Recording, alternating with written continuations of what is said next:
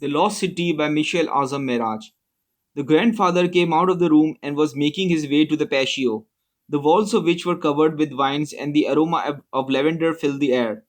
He saw that his grandson, who was sitting in the TV lounge watching the usual news of bomb blasts, fights between tribal groups, target killing, and other mishaps going on in Karachi that fate had to offer, at this sight the grandfather took a deep sigh.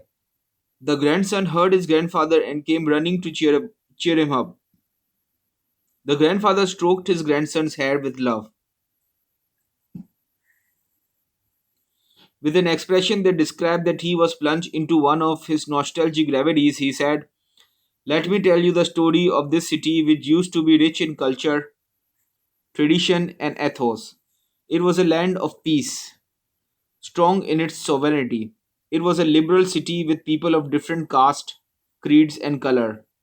Every evening, people used to dress up in their best attire and used to make their way, some to mosque, some to churches, and Hindus and Sikhs and Zoroastrians to their temples.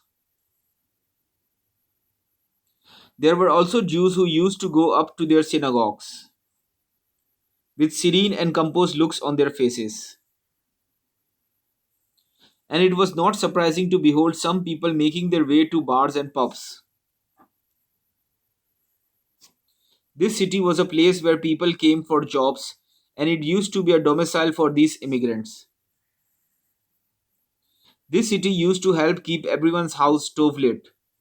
Many people in the past era had migrated to this city and lived happily here and used to relish the facilities that the city had to offer until my grandfather, I believe it's just a figment of your old imagination, the child snickered. But the grandfather, with a gloomy expression and tears filling up his eyes, said in a low voice, "This was our very own city, Karachi." The child was utterly shocked at this revelation because in his life he had known Karachi only as a city where bomb blast, fights about creed and color, and target killing had put to death many people and had also diminished hope and had given birth to pessimism. But grandfather, who were the one who told me that you kept my name such that it did not reflect whether I am a Sunni or a Shia. If it did, it would be a threat to my life. How can you say now that in the past, even followers of different religions, not just sects, lived peacefully together in Karachi? Cried the child. The old man said, I remember Karachi as a tranquil place, and now when I tread on the same streets where I spent my childhood playing, a feeling of homesickness overwhelms me. It is not that every citizen of Karachi is a terrorist or an extremist. Most of us are simple human beings whose wish is to return safe and sound after leaving their homes in the morning to work.